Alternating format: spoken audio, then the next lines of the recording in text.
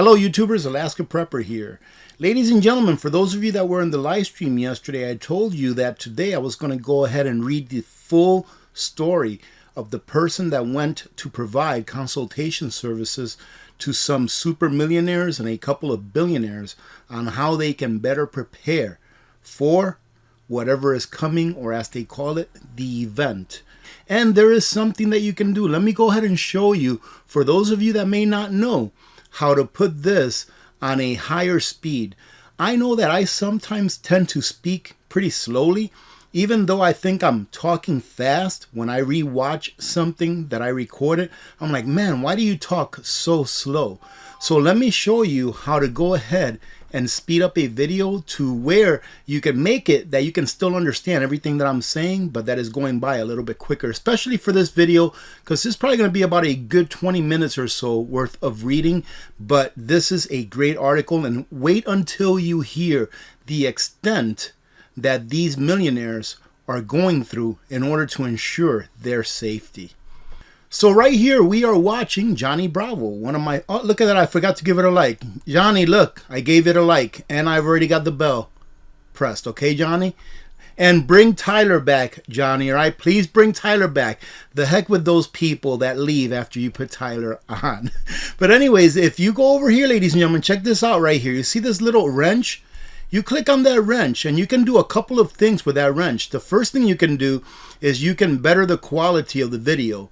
So for some of you that say that sometimes the video comes in a little bit cloudy during one of my regular videos, you can come in here and make it sharper if you want, all the way to 1080p. In some cases, you can make it really sharp, like 4K.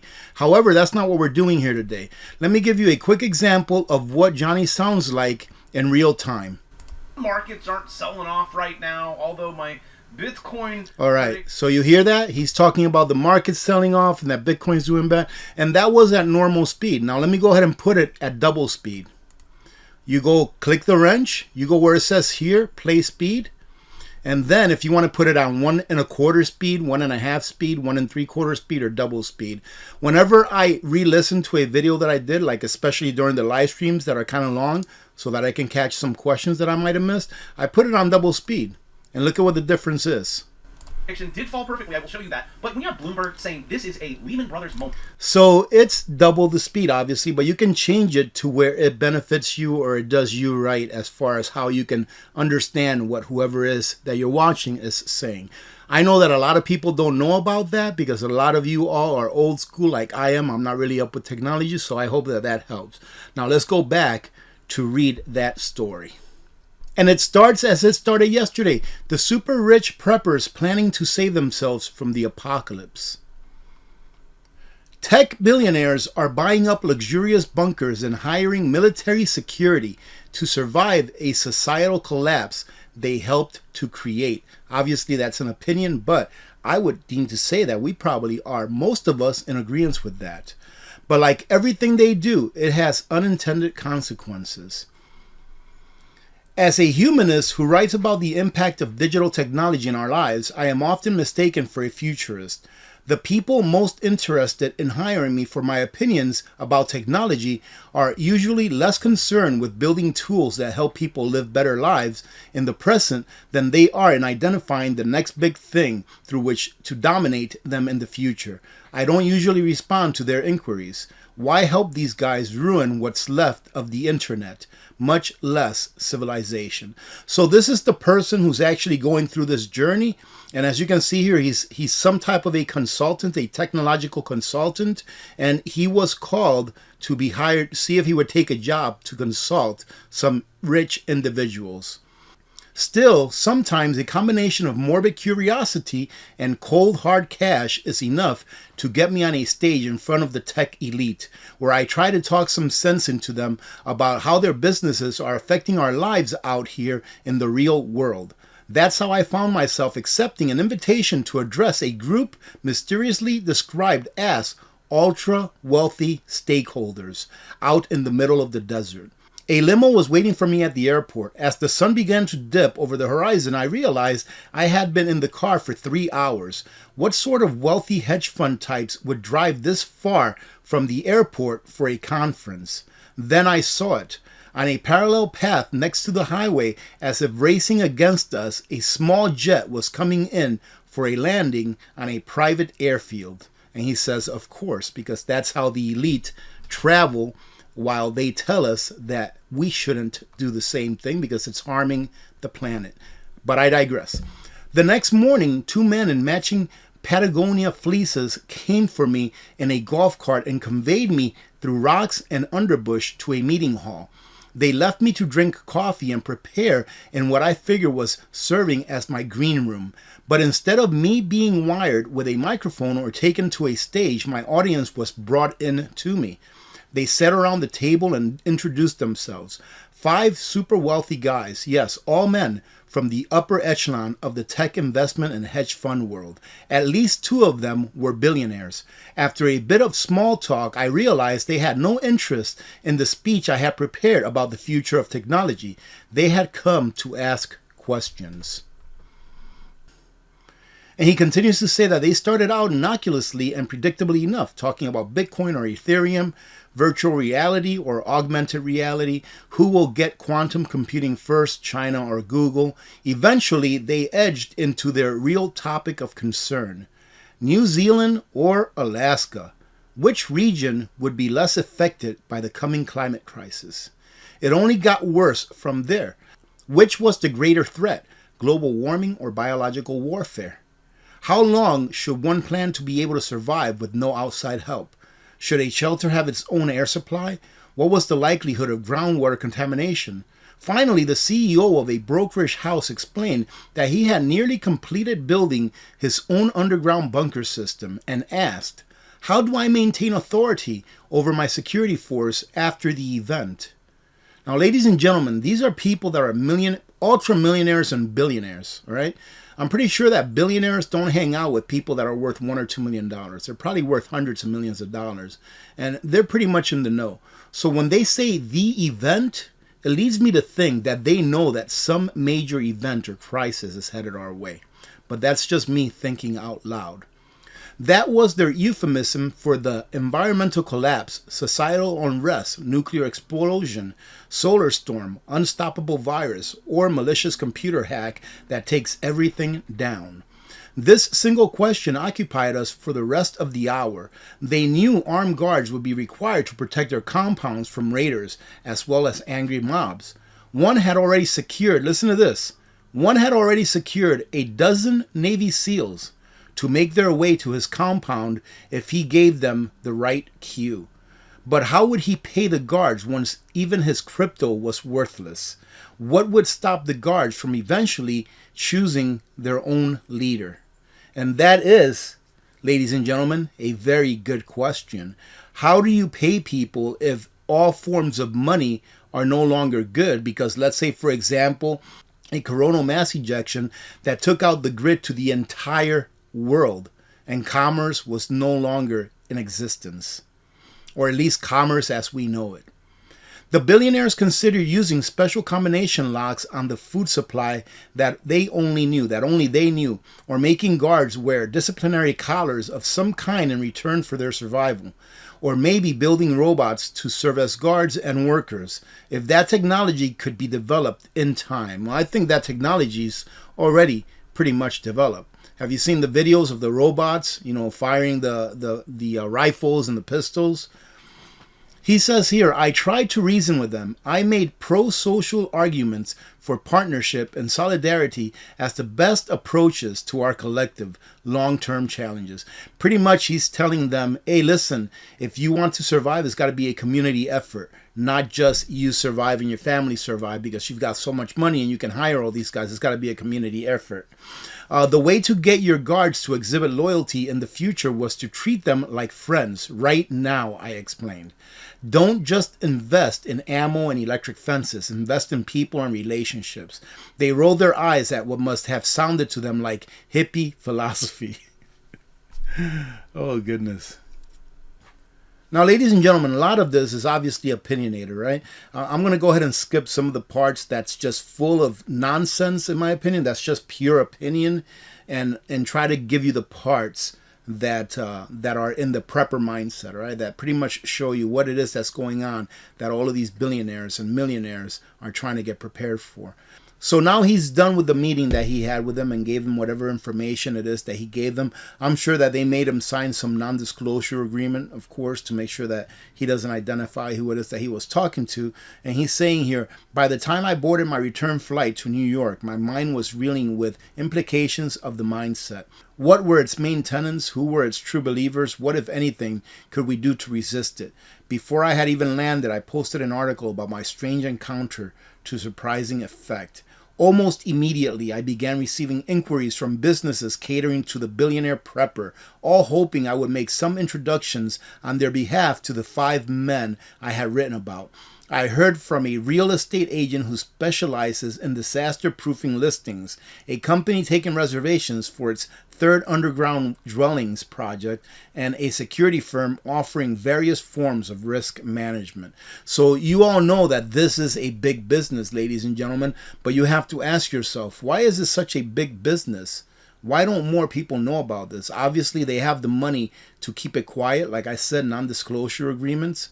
Right? And they don't want everyone to know what they're up to. Usually when you're a billionaire, you've got a lot of secrets, right? So you know how to keep secrets. But the message that got my attention came from a former president of the American Chamber of Commerce in Latvia. J.C. Cole had witnessed the fall of the Soviet Empire, as well as what it took to rebuild a working society almost from scratch.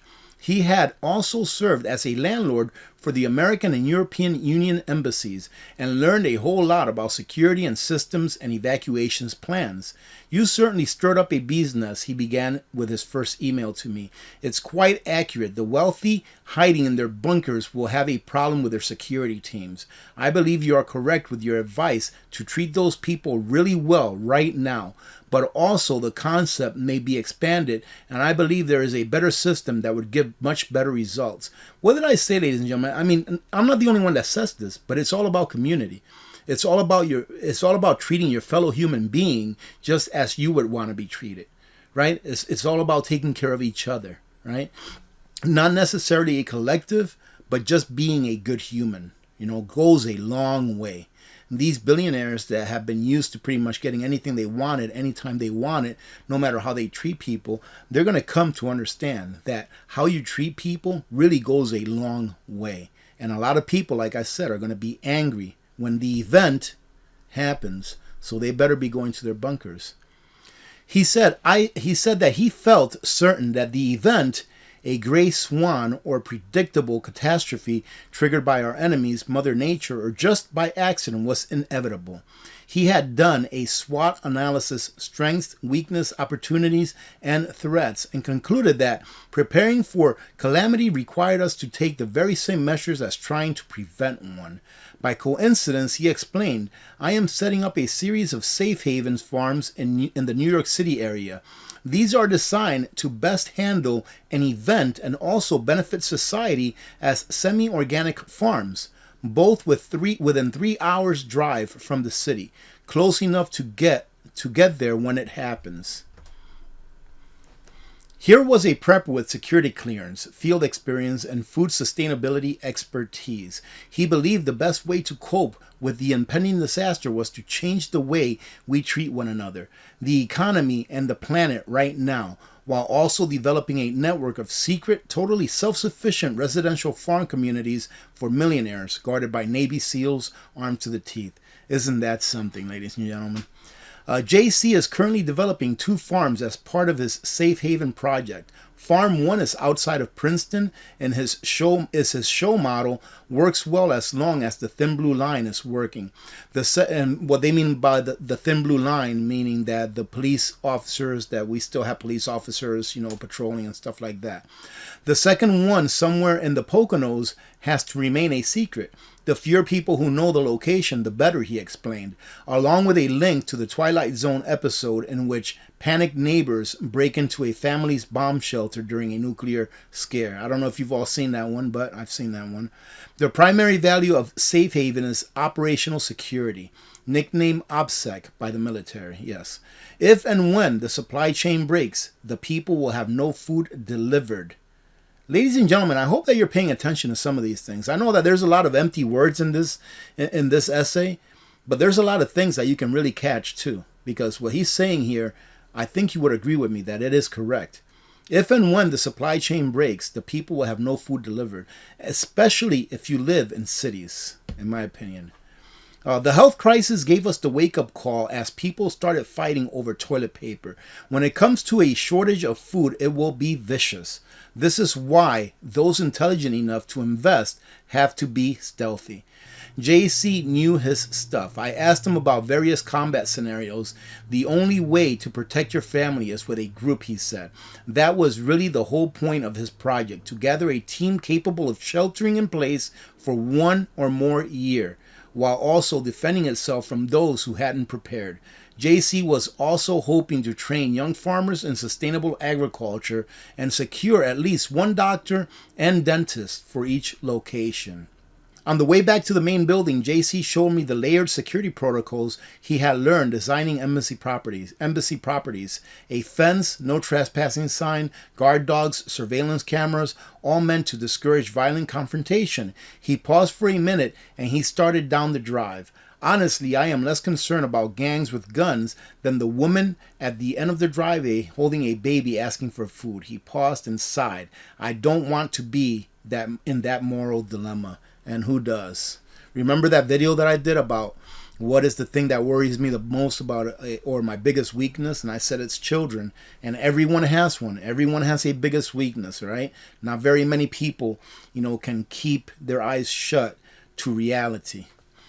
So for $3 million, investors not only get a maximum security compound in which to ride out the coming plague, solar storm, or electric grid collapse, they also get a stake in a potentially profitable network of local farm franchises that could reduce the probability of a catastrophic event in the first place. His business would do its best to ensure there are a few hungry children at the gates as possible when the time comes to lock down.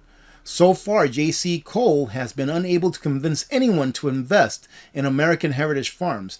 That doesn't mean that no one is investing in such schemes. It's just that the ones that attract more attention and cash don't generally have these cooperative components. They're more for people who want to go it alone. Most billionaire preppers don't want to have to learn to get along with a community of farmers, or worse, spend their winnings funding a national food resilience program. That's a big mistake. The mindset that requires safe havens is less concerned with preventing moral dilemmas than simply keeping them out of sight. And look at this, ladies and gentlemen. I mean, that's what one of their sites looks like. That's incredible. Why are they spending so much money on this?